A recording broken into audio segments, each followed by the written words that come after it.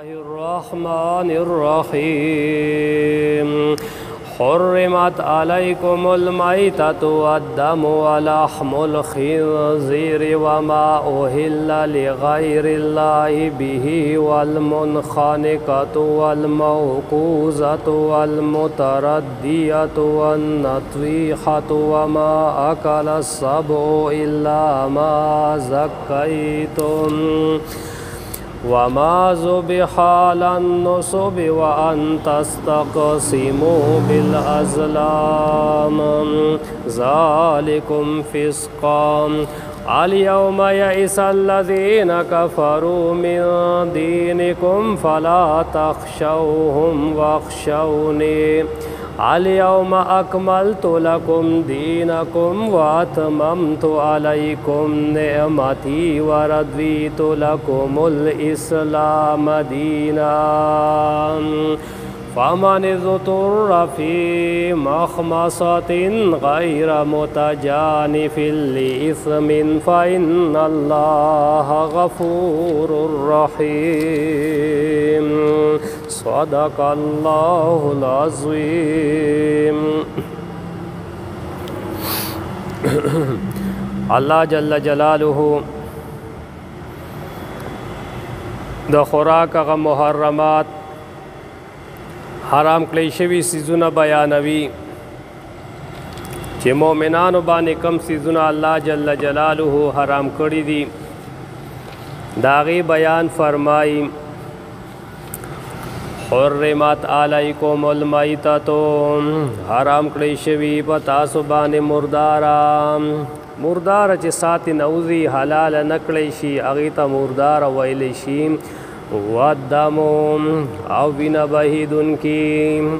वलहमुल खिंज़ीरि अव वहद खिंज़ीरा उस कम यौशे चे अल्लाह जल्ल जलालुहु हराम कड़े वी नो पागे के नुकसानात हम डीर वी दागी पा खुराक के डेर नुकसानात हम वी लकविनस कल शो अरब व बविनस कला दागी बदन ता नुकसान दे मुर्दारा ची विन तिन उनजी ज़बह नशी विन पके जमाव पाती शी दागी बदन ता नुकसान दे वख़द खिंज़ीर ची दे आगा बदन ता नुकसान रसई आओ सारा द दीन ची इंसान की बेगैरतीम पैदा कवी व यौ सड़े बार मल्क बे कार कवलो यौ कोर की नो आगा कोर वाला गैर मुस्लिम आगाई बदा खंजीर वखा बखड़ला नो आगोई की बेगैरती रागले वा आटोल खलक बागी कोर ततलल रातलल नो दगा सड़े उलगिदलो दवरता स ज़माना दगवा वखा शोरो का स वक्त ची उखड़ला नो द कोर मालिक ची देनो आगा ऐलानो कुछ नंद बाद बदे कोर त यौ कसब हम प्रदे सड़े बहिस्सोक हम नाराज़ी न द खिंज़ीर ग़ुखे खुराक सरा प इंसान के बेगैरती पैदा कीगी आओ कम हलाल और पाक रिज़्क़ ग़ुखे अल्लाह जल्ल जलालुहु चे हलाली कड़ी वी आई के इंसान अखलाकम सही वी और सेहत हम सही वी वद्दमु अविन बहिदुन की वलहमुल खिंज़ीरि अव वहद खिंज़ीरा वमा उहिल्ला लिगैरिल्लाहि बिही अव आगाम चे पोर तकड़ेशी नुम द गैरुल्लाह पागे बांदे द गैरुल्लाह नुम चे पिवागश दलेशी पा यौ सारवी बांदे आगा मुर्दार दे आगा बनशी खोड़ले। हदीस शरीफ के राजी अली रज़ी अल्लाह ताला अन्हु न तपोस उकड़े शो चे आया रसूलुल्लाह सल्लल्लाहु अलैहि वसल्लम तासु ता सो खुसूसी इल्म खोदले दे औ कनदे खोदले नो अली रज़ी अल्लाह ताला अन्हु फरमाइल चे मुंग ता रसूलुल्लाह सल्लल्लाहु अलैहि वसल्लम खुसूसी इल्म न दे खोदले चे गिनी खालको ते नी बयान करे और सिर्फ मुंग ते खोदले वी मगर दा चे पदे सहीफ़ा की लिकली दी यौ पके दा खबर लिखले वा چې الله جل جلاله لعنت کړي په هغه چا باندې چې د غیر الله په نوم باندې حلالو کی د غیر الله په نوم باندې قربانیو کی ذبحو کی دویمه دا خبره پکې لیکلې وه چې الله جل جلاله لعنت کړي په هغه چا باندې چې د ځمکې هغه نښه بدله کی د ځمکې دپاره یې ګټه ټک وهلې ده چې په هغې سره د دو ځمکو په مابین کې حد معلومیږي نو یو سړی ولګي هغه ګټه پټه کی یا یې بدله کی بل روایت کې راځي چې لعنت کړي په هغه چا باندې چې د ځمکې هغه نښه نشاني بدله کی او درېمه خبرې دا لیکلې وه چې لعنت کړي الله جل جلاله په هغه چا باندې چې چا په خپل پلار باندې لعنت وي او څلورمه خبره دا لیکلې وه چې لعنت کړي الله جل جلاله په هغه چا باندې چې هغه یو بدعتي سړي ته هغه ټکانه ورکړله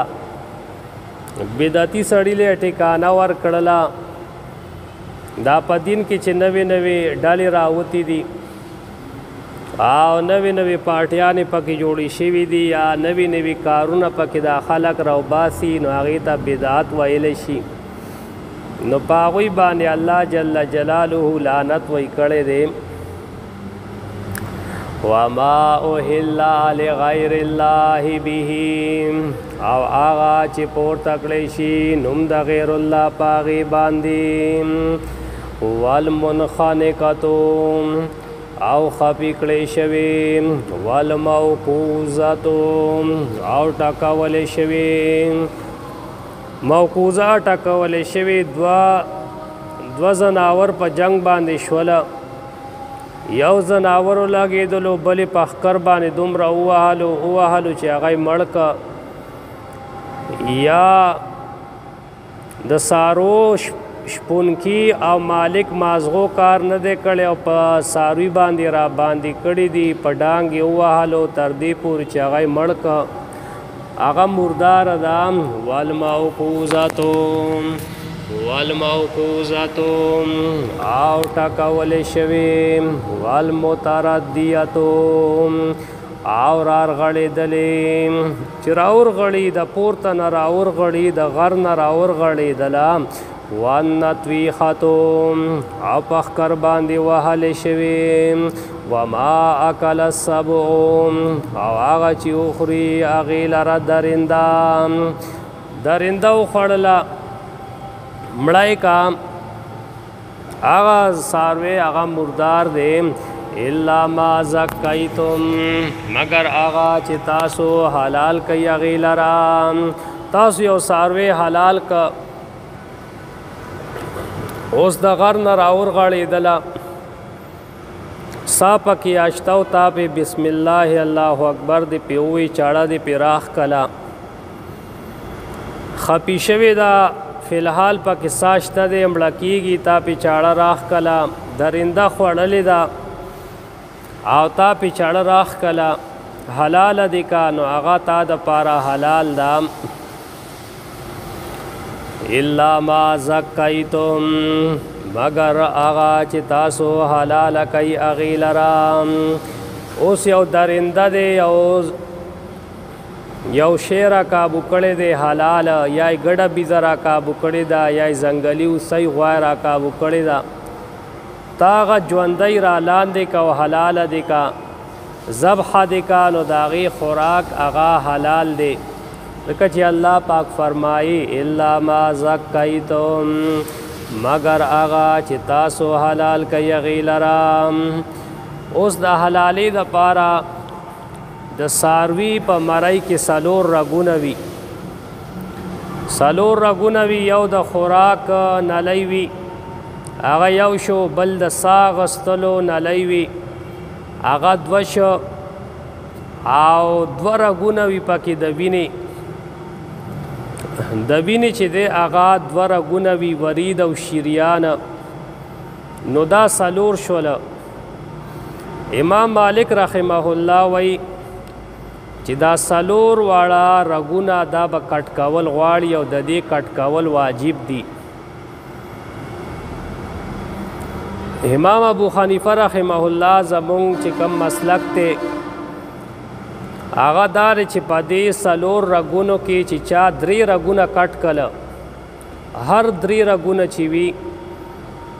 نو دغه څاروی د ذبح شو او د حلال شو. چې په څلور رګونو کې درې رګونه کټ کل نو بس د حلال شو او که څلور واړه چا کټ کل نو ډېر ښه ده. امام ابو حنیفه رحمه الله وایي چې اکثر رګونه کټ شي نو اکثر قائم مقام د کل ګرځي په ډېرو احکاماتو کې. یو سړی څاروی حلالوي یا یو څاروی مرداریږي هغه حلالول غواړي نو که چاړه وي نو ډېره ښه ده په چاړه باندې د حلال کی او که یو ځای کې داسې چاړه نه ملاویږي شیشه وي نو شیشه دې راوالي په شیشه باندې د څاروی حلال کی یا تیره د بانس ټوټه وي په هغې باندې د څاروی حلال کی یا تیره کاڼې وي په تیره کاڼې د څاروی حلال کی. نو په هر هغه څیز باندې چې هغه وینه تویوي او سرمن کټ کولی شي نو په هغې باندې حلاله کول چې دی هغه جایز دی. مستحب خبره دا ده په دې کې چې یو سړی څاروی حلالوي نو چړه دې تیره کي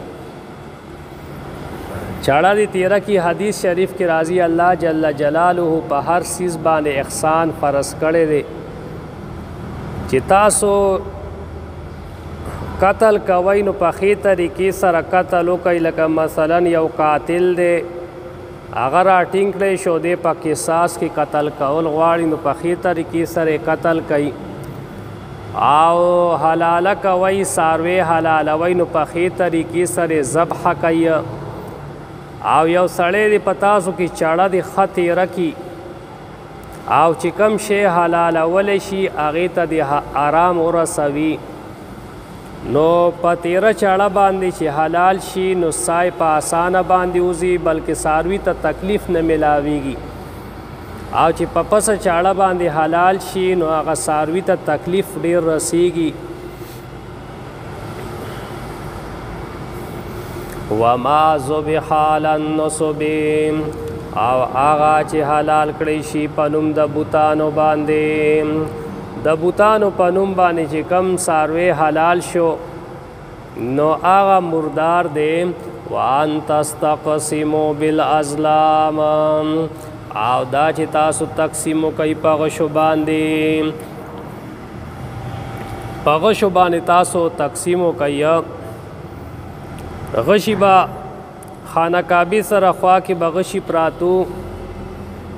او پاغې باندې بدای تقسیم به کولو. مثلا یو غشی به د هغې باندې به یو حصه لیکلې وه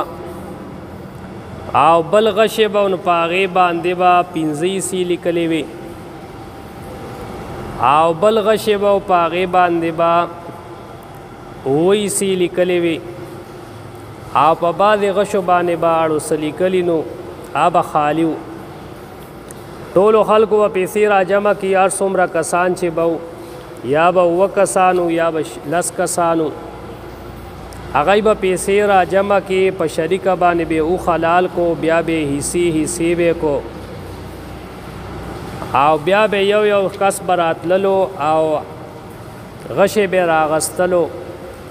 بس په قسمت پوڼی وه چې د چا به کم یو غشی راووتلو نو که د چا یو حصه به پکې راووتله پیسې خو به د ټولو یو شانتې وي خو هغه به یو حصه واغستله او که د چا 15 حصې به راووتله 15 حصو والا غشی به راووتل نو هغه به پکې 15 حصې واغستلې. د چا 6 حصو والا به راووتلو 6 حصې به واغستلې. نو وای دا تقسیم په غشو باندې دا حرام دی او دې زمانه سره د دې مثال د دې لاټرۍ وغیره دی پیسې ټول یو شانتي را جمع کی او د چا پکې سراوزی او د چا پکې سم نه راوزی وان تستقسموا بالازلام او دا چې تقسیمو کوي تاسو په غشو باندې ذالکم فسقا دا نافرمانی دا الله دا د الله نافرمانی دا الیوم یئس الذین کفروا من دینکم نن رضی نا امید بشی آغا کسان چې کفر کړي دي د دین ستاسو نام فلا تخشوهم پس میریږئ د هغوی نام واخشوني او یریږئ زمانا الیوم اکملت لکم دینکم نن رضی پورا کما تاسو د پاره دین ستاسو دین ما تاسو د پاره برابر ک او پورا میں کوا الیوم اکملت لکم نن رضی پورا کما تاسو د پارا دینکم دین ستاسو عقاید برابر شول شریعت ټول برابر شو فرائض واجبات سنن آداب حلال او حرام مکروه او مفسدات د هر یو سیز چې دینو آغا بیان وشو یا وی مراد تینا دادی او احتمال پا کدار چې پوراوال د دین دادی چې وی نبی علیہ السلام د قرب اغا مرتبو تا ورسیدلو الله سره د نزدېکت اغا مرتبو تا ورسیدلو چې اولین و آخرین باغی سره غیبته با کئی او د نبی علیہ السلام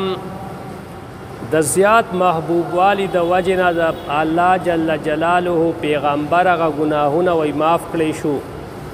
تر دې پورې کده یو بل سره ظلمونه کړی وي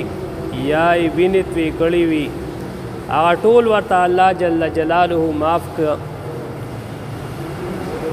روایت ته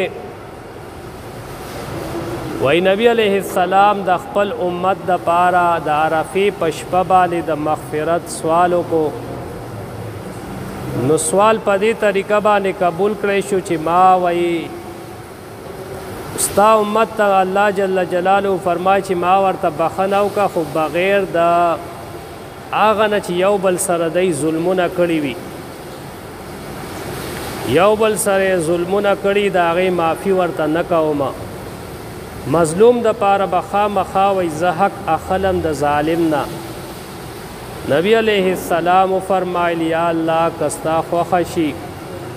مظلوم ته په جنت کې برخه ورکا او ظالم ته بخنه وکا نو دغه پاغه شپه باندې دا قبول نشو دا دعا چې کله د مزدلفه رس شو نبی علیہ السلام دعا دوباره وکړه نو د نبی علیہ السلام دعا قبول شوا نبی علیہ السلام خندا مبارک او فرمایلا یا تبسم او فرمایلو ابو بکر صدیق او عمر رضی الله تعالی عنہ وای چې دا الله پیغمبر دا وخت دا تاسو بنه خاندل پس وجه تاسو خاندل دا الله پیغمبر سس خبر تاسو خاندولای الله جل جلاله و استاسو غاخونه همیشه د خاندان ډک ساتي نبی علیہ السلام ورته فرمایل چې دا الله دشمن شیطان ته چې کله پته ولګېدل چې الله جل جلاله زما دعا قبول کا او زما امت ته مغفرت کو نو خټي راواغستلی او په خپل سر باندې راړولې او هلاکت او بربادی بللا نو ازما ته خندار اله داغه د غبراهټ د وجنا الیوم اکملت لکم دینکم نن رازی پورا کوما تاسو د پارا دین تاسو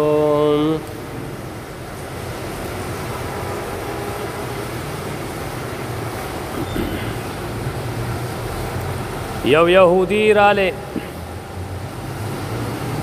او مسلمانانو توي عمر رضی الله تعالی عنہ ته وایي چې اے امیر المؤمنین یو آیت ته په کتاب ستاسو کې تاسو هغه لولئ په مونږ يهوديانو باندې هغه نازل شوی او نو مونږ به هغه ورځ نه اختر ورځ جوړه کړې وه نبی عمر رضی الله تعالی عنہ ورته وایي چې کم آیت ته یهودي وایي چې الیوم اکملت لکم دینکم عمر رضی الله تعالی عنہ وایي چې مونږ ته پته ده چې دا په کومه ورځ باندې نازل شوی په کوم مکان کې نازل شوی وای دا نازل شوی دی د الله جل جلاله پیغمبر باندې او د الله جل جلاله پیغمبر عرفه باندې ولاړو د جمعې ورځ وه نو عمر رضی الله تعالی عنہ اشاره وکړه چې دا خو د اختر ورځ ده د عرفې ورځ بلکې د جمعې ورځ هم وه نو دا خو دوه اختره دي یو جمعه ده بله عرفه ده واتممت علیکم نعمتی او پورا کوما پتا سبحان نعمت خپل وردویت لکم الاسلام دینا او راضی شم تاسو د پاره په اسلام باندې د جهاد د دین فمان ذتر پس هغه څوک چې محتاج کړي شو ستاسو دین چې دین او هغه دین اسلام دی اسلام دار چې یو انسان د الله جل جلاله تابعدار جوړ شي د الله جل جلاله احکامات منون کې جوړ شي تابعداري اختیارون کې جوړ شي نو دیل اسلام ویل شي فمان ذتر پس هغه څوک چې محتاج کړي شو فی مخمصه بلوغه کې غیر متجانف الاثم چې نوی کګیدون کې ګناه ته یو سړی نه کګیږي او دې محتاج شو ډیره لوګه په لګېدلې ده مردار خوراک ته محتاج شو د خوراک نور څه نه ملاویږي صرف مرداره ملاویږي که نه خوري نو سړی به د لوږې مړ شي یا یو سړی دی هغه محتاج شو شراب ته د تندې مري اوبه نه ملاویږي صرف شراب ملاویږي نو دې شراب دی اوس کې د مرګ نه د ځان بچ کی چې یو سړی محتاج شي نو د محتاجۍ په حالت کې د دپاره هغه حرام څیزونه هغه مباح ګرځي اوس که یو سړی دا ووایي چې یاره زه خو مرداره نه خورمه د لوږې دې مړ شمه خو نه خورمه نو که دې د لوږې مړ شو نو دا سړی د خپل ځان قاتل به ګرځي ځکه چې الله جل جلاله د دې اجازت ورکړی دی فمن ذتر پس هغه څوک چې محتاج شو فی مخمصة په لوږه کې غیر متجانف الاثم چې نه وي دی کږېدونکی ګناه ته نه کږېږي دا نه چې دی ګوري چې یاره د خنزیر د غوښې څنګه خوند دی او